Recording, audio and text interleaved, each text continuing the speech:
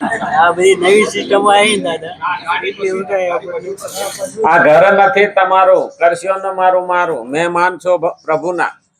ખરેખર આપણને આમે ગલગલિયા થવા દે. મહેમાન ભગવાનના થવું હોય એટલે ભગવાનનું આમંત્રણ હોય. કાલ થયું રાજી રાજી થઈ ગયા હતા.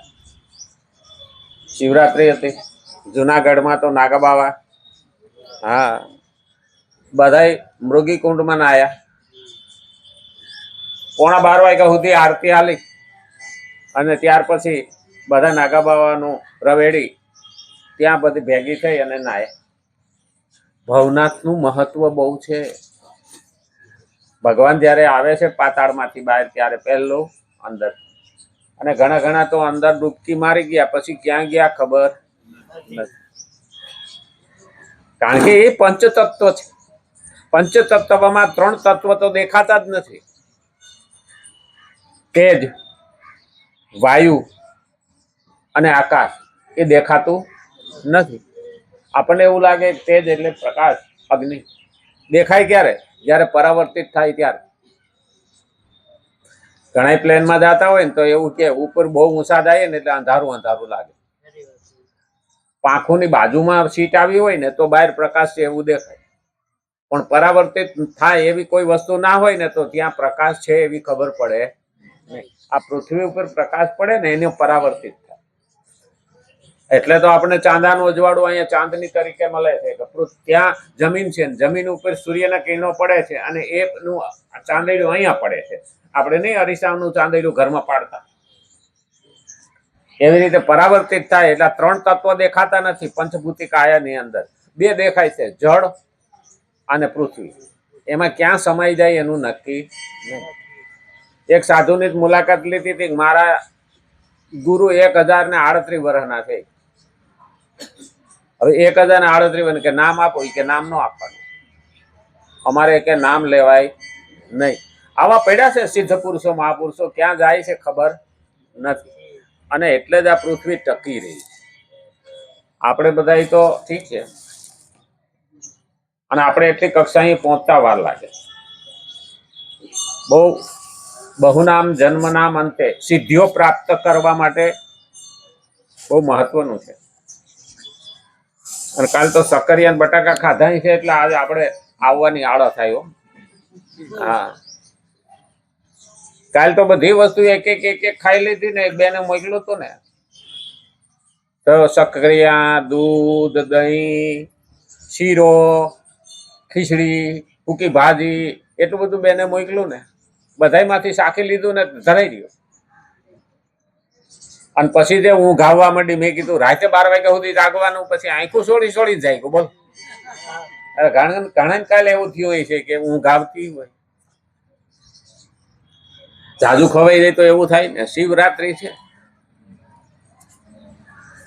અને એટલે જ આપણે વ્રતો કરીએ છીએ. અને વ્રત શ્રેષ્ઠ આપણા માટે છે. મન, બુદ્ધિ, ચિત્ત અને અહંકાર અને આત્મા આ બધાને પવિત્ર કરવા. ત્યારે પંચભૂતિ કાયાને પવિત્ર કરવાની છે. અને એટલે જ આપણે કાલ પહોંચ્યા હતા. શ્રેષ્ઠ મનુષ્ય આસક્તિ રહિત વિદ્વાનના બધા જ આચરણો સ્વાભાવિક યજ્ઞને માટે, મર્યાદા સુરક્ષિત રાખવાને માટે હોય છે. જેવી રીતે ભોગી મનુષ્યની ભોગોમાં, મોહિત મનુષ્યની કુટુંબમાં અને લોભી મનુષ્યની ધનમાં રતિ હોય છે, તેવી જ રીતે શ્રેષ્ઠ મનુષ્યની પ્રાણી માત્રના હિતમાં રતિ હોય. તેના અંતકરણમાં હું લોકહિત કરું છું એવો ભાવ હોતો નથી. હું લોકહિત કરું છું ને એવો ભાવે હોતો નથી. અહીં સુધી આપણે કાલ પૂગ્યા હતા. અને પછી આગળ વધીએ. કારણ કે જે કર્મયોગી છે, જે સજ્જન છે, જે સંત છે, એટલે હું લોકહિત કરું છું એવો ભાવ એનામાં હોતો નથી. કારણ કે પોતાની દીકરીને આંટો દેવા આવી હોય અને મા બાપ છે એ કંઈ પણ લઈ આપે તો થોડી જાહેરાત કરે, મારી દીકરી છે ને મને પ્રેમ છે ને હું આપું. બસ એ જ રીતે મારા પ્રભુને, હા, મારે કોઈને દેખાડવાની જરૂર નથી. મારા પ્રભુને રાજી કરવા છે અને હું એટલે લોકહિત કરું છું. એમાં મારે અહંકાર કરવાની ક્યાં જરૂર? આ પહેલો કર્મયોગનો સિદ્ધાંત છે. હું કરું છું એ નહીં, નિમિત્ત મને ભગવાને બનાવ્યું એ મારું બહુમૂલ્ય છે. અર્જુનને કીધું હતું ને, નિમિત્ત માત્ર ભવ, તું મારો નિમિત્ત બની જા, તું નિમિત્ત બની જા, મારું સાધન બની જા. તું નહીં તો અર્જુન, નહીં તો સર્જુન ઉભો કરીશ, હું ગમે ને ઉભો કરીશ, મારું કામ અટકશે નહીં. ભગવાને ચોખ્ખું અર્જુનને કીધું હતું, તારા ભેદામાં ઉતરે, તને જ્ઞાન રાયદું હોય, મેં તને કીધું એ ગળે ઉતરું હોય, મગજમાં ઉતરું હોય, તો તારે યુદ્ધ કરવાનું છે. હું તારી માથે દબાણ કરતો નથી. આ ભગવાનનો પહેલો શબ્દ. ભગવાને કાન પકડીને કીધું નથી કે તારે લડવું જ પડશે. તો ભગવાન કહે છે, મેં તને બધી રીતે ખુલાસા કરી દીધા, તારા મનમાં જેટલા પ્રશ્નો હતા એના ખુલાસા કરી દીધા. હવે તારે કરવું કે નહીં એ તારા ઉપર. ભગવાને કોઈના ઉપર દબાણ કર્યું નથી. એ શબ્દ જે એને કહ્યો એ આપણને લાગુ તો પડે જ છે. તારે ભક્તિ કરવી કે નહીં એ તો આપણા ઉપર છે ને. અને કોઈ ભક્તિ બોલીને કરે છે, કોઈ ભક્તિ સાંભળીને કરે છે, કોઈ ભક્તિ ભગવાનનું કામ કરીને કરે છે, કોઈ ભક્તિ ભગવાનનું નામ લઈને કરે. સાથે સાથે તન, મન અને ધન, અને મન, વચન અને કર્મ, આ એના મુખ્ય સિદ્ધાંતો છે. મન, વચન અને કર્મ. ઘણાને એવું લાગે કે બુઢાપામાં તો અમે તન, મન ને ધનથી ના કરીએ, તો મન, વચન ને કર્મથી તો કરી શકીએ ને. મન ભગવાનને આપી શકીએ, વચન એટલે વાણીથી ભગવાનનું નામ લઈ શકીએ, અને કર્મ એટલે ચાલીને મંદિરે જઈએ, બીજાને મળીએ, સત્સંગ સાંભળીએ, તો પણ કર્મ તો થયું ને. ઘેર બેસીને કર્મ થવાનું છે, તો ત્યાં તો કેમ ન થાય? આપણને ભગવાને 5 જ્ઞાનેન્દ્રિય આપી જ છે એના માટે થઈને. આંખ છે તો પ્રભુના દર્શન કરું, કાન છે તો પ્રભુની વાતો સાંભળું, જ્યાં સુધી છે ત્યાં સુધી છે, પછી સંભળાવવાનું નથી. અને સંભળાય નહીં તો ભગવાનનું જ્ઞાન શું છે ખબર પડે નહીં. અને પછી તો મારું મારું કરતો મરી ગયો, અને તારું તારું કરવા વાળા તરી. અને એટલે જ ભગવાને શ્રીમદ ભગવદ્ ગીતા 3 અધ્યાય 25મો અને 26મો શ્લોકમાં કહે છે, બલકે એના જ દ્વારા આપોઆપ સ્વાભાવિક લોકહિત થઈ જાય. જે કર્મયોગી છે ને એના જ દ્વારા લોકહિત થઈ જ જાય. આપણને ખબર ના હોય અને આપણા ઉપર એ લોકો પ્રેમ કરતા હોય, દેખાડો પણ કરે નહીં, લોકહિત થતું જ રહે. એમાં સરોવર તરુવર સંતજન ચોથા વર્ષે મેઘ પરમારથને કારણે ચારે ધર્યો. આ કોઈને કહેવા જાય છે? સરોવર પાણી બધાય પીએ, જનાવર પીએ, હરામી પીએ, આરો માણા પીએ, પંખીડા પીએ, બધા જ પાણી પીએ. તરુવર કે ઝાડવું. કોઈ દે આપણને બતાવ્યું કે હું ઉપકાર કરું છું, અરે પથરો મારો તો ફળ આપે. એટલે તરુવર એટલે ઝાડવું, અને દરેકને છાંયો આપે, પશુ પંખીથી માંડી માણસ સુધીના. સરોવર તરુવર સંતજન. આ જે ભક્તો છે, સંતો છે, મહાપુરુષો છે, કર્મયોગી છે, એ બીજાને પ્રેમ કરે પણ જતાવે નહીં, દેખાડો કરે નહીં, અને બીજાના હિતમાં વસ્તુ લે ને તો કોઈ દિવસ માઠું ન લગાડે. બીજાનું હિત થતું હોય ને તો પોતાને ગાળો ખાવાની પણ સહન કરી લે. લોકો લાતો મારે ને તો પણ સહન કરી લે.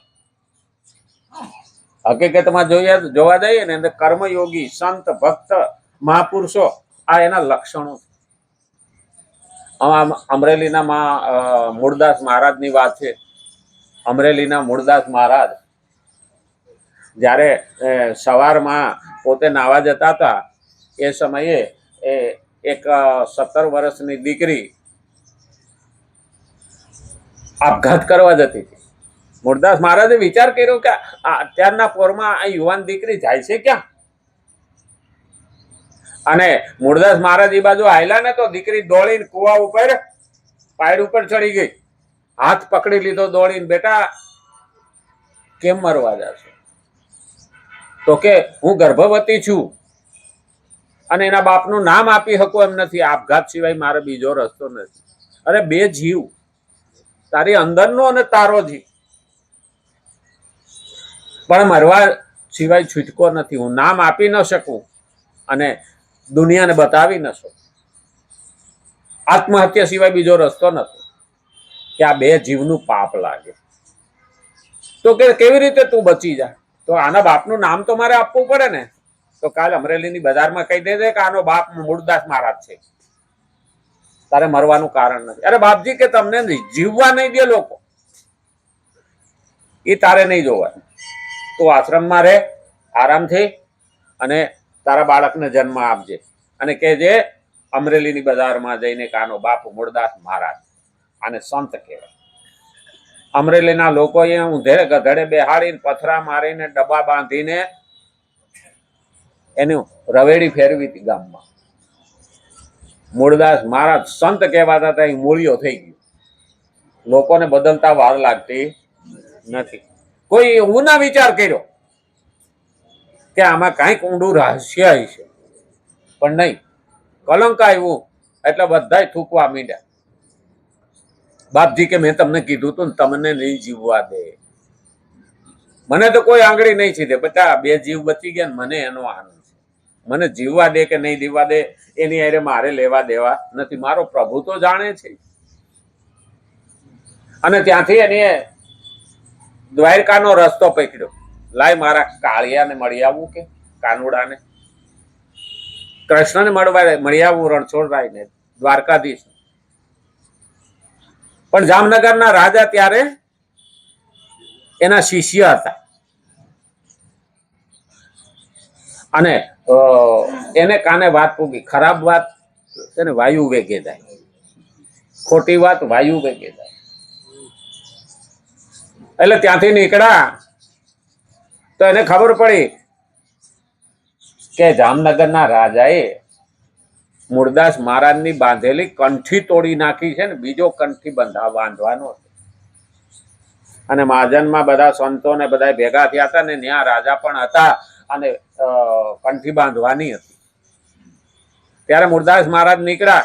રસ્તામાં એક બલાડું મરેલું પડ્યું હતું. 2-3 બચ્ચા એના આજુબાજુ તડવડતા હતા. જોડીમાં મરેલી બલાડી લેતા ગયા અને સંતોને કીધું કે આના બચ્ચા 3 દુઃખી થાય છે, આની માં મરી ગઈ છે, કે આ મરી ગઈ છે, આને જીવતી કરી દો ને. તો એના બચ્ચા તો દૂધ પીએ પછી તો એનો આવી બહેન હોય છે તો ભલે મરી જતી, પણ એના બચ્ચા તો મોટા થઈ જાય છે. અરે મૂળિયા કે તું શું વાત કહેશો? એ બધા હું કહેવા માંડ્યા, તું અહીં કેમ આવ્યો? કારણ કે વાત તો બધે વેલાઈ ગઈ હતી. બધાની તો વળી જીવતી થતી છે. તું શું કહેશો?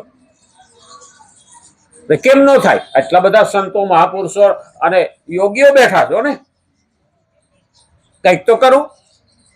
બોલા કે થાય નહીં. અરે બોલો આ કે થાય, કેમ ન થાય? લાવ પાણીની અંજલી. બલાડી મૂકી, માથે ધોતિયું ઢાંક્યું અને દ્વારકા વાળાને સ્મરણ કરીને કીધું કે સત્ય રીતે જો ભક્તિ કરી હોય અને હું નિર્દોષ હું તો આ બલાડી બેઠી થાય. અને તરત જ આળસ મળીને બેઠી થઈને એના બચ્ચા પાસે વહી ગઈ. રાજા પગમાં પડી ગયો લાકડીની જેમ દંડવત.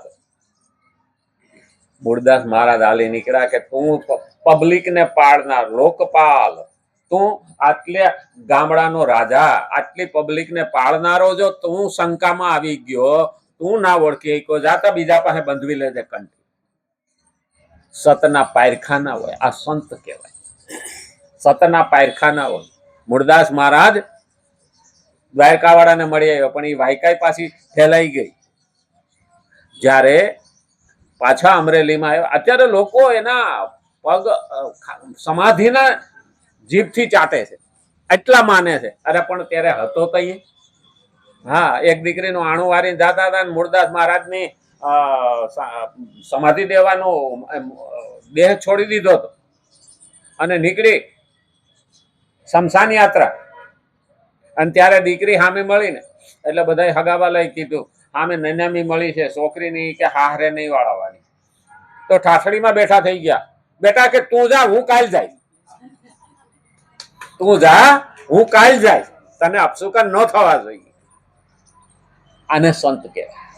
સરોવર તરુવર સંત જન, ચોથા વર્ષે મેઘ. ગમે એટલી ગાળો દઈએ મરી ગયો રોકાતોય નથી, રહેતોય નથી, કે બંધાતોય નથી, 15 દાડા કે વરહ કરે તોય વરહે, અને મરી ગયો આવતોય નથી.